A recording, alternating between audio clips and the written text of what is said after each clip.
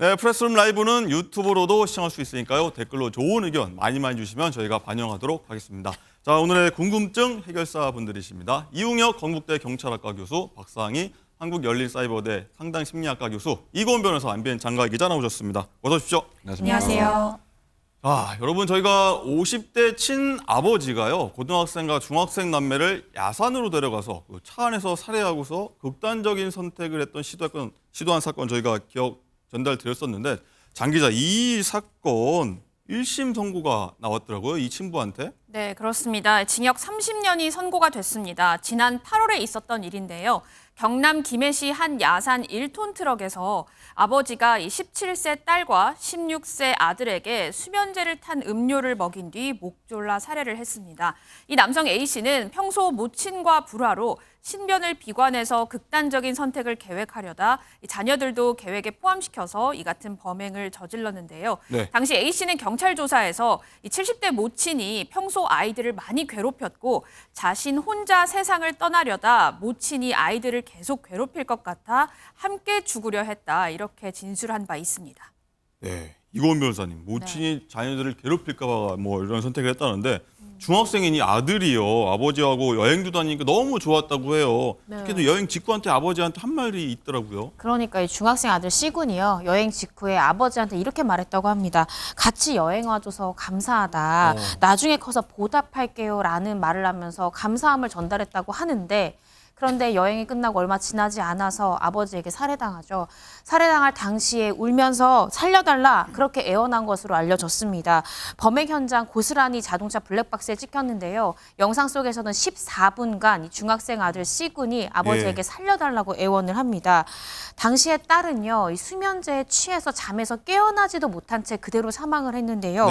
당시에 범행 장면 녹화된 블랙박스 있었지만 경찰에서도 이 범행 장면이 너무나 잔혹해서 담당 형사만이 이 장면을 확인했다라고 합니다. 아, 그렇군요. 박상희 교수님, 아들이 14분간이나 울부짖으면서 살려달라고 했답니다. 아버지가 어떻게 이럴 수가 있습니까? 네, 그렇습니다.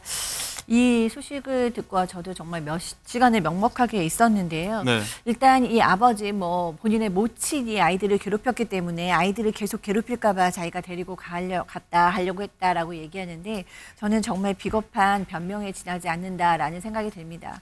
이 아이들 이미 16세, 17세였어요. 네. 어린 아이들이 아닙니다. 사실 미성년자기는 하지만 충분히 본인의 삶을 선택할 수 있는 나이고 할머니가 얼마나 괴롭힌다고 해도 할머니로부터 본인의 폭력을 피할 수 있는 나이였어요. 이런 아이들을 아빠가 이렇게 잔인하게 살해했다는 것은 저는 분명히 본인의 죽음에 의미를 부여하고자 이 아이들에게도 내가 죽으니까 너희도 죽어야 한다라는 일종의 판결을 내린 것 같은 감정적 사고였다고 생각합니다.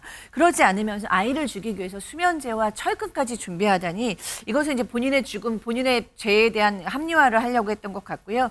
그리고 또 나아가서 그 모친에 대한 또 이 아이들 엄마에 대한 복수심도 있지 않았을까라는 생각도 듭니다. 그렇군요. 이웅혁 교수님, 아이들 몫을 이렇게 뺏으면 안 되는 건데 본인은 또 살았어요? 네, 그러니까 큰 틀에서 보게 되면 이런 범죄는 가족 학살에 해당되는 것이고요. 네. 좀 세세하게 보게 되면 타사로 자살, 이렇게 볼 수가 있는 이런 형태인데요. 그런데 일반적으로 이를테면 가장이 겪고 있는 나름대로의 경제적 어려움이라든가 갈등이라든가 이것을 내가 해결을 하지 못하는 상황에서는 자식도 어렵다. 그래서 자식까지 내가 생명을 위해서, 즉 이타적 살해라고도 표현합니다. 근데 이타적 살해요? 이게 다 왜곡된 그 생각들이죠. 요약을 하게 되면 가부장적 사고가 중심에 있는 것입니다.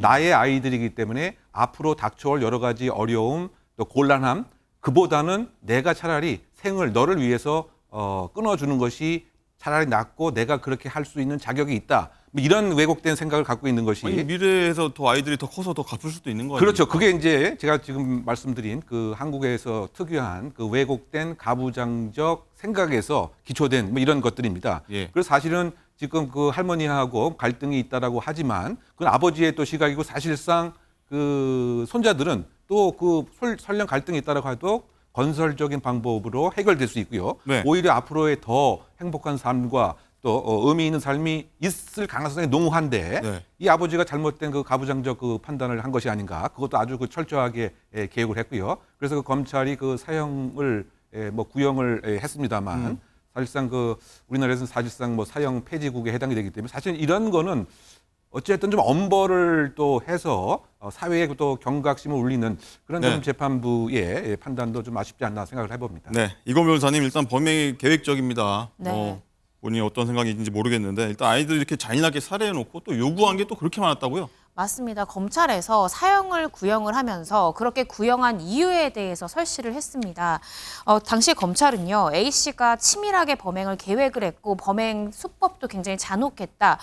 그런데 본인도 극단적인 선택을 시도는 했지만 사실상 응급처치만 받고 금방 순감 생활을 할 정도로 상처가 깊지 않았다라면서 그럼에도 불구하고 반성하지 않고 자신이 인공관절 수술을 받은 무릎이 아프다면서 진통제를 요구하지 않나 아유. 사선 변호사 선임을 운운하는 등 자신의 형량을 줄이는 데만 급급한 태도를 꼬집으면서 피고인에 대해서 사형을 구형했습니다. 이런 태도들이 과연 피고인이 정말 반성하고 있는가라는 걸 의심케 하는 대목입니다.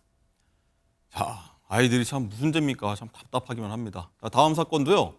정말 화가 나고 충격적인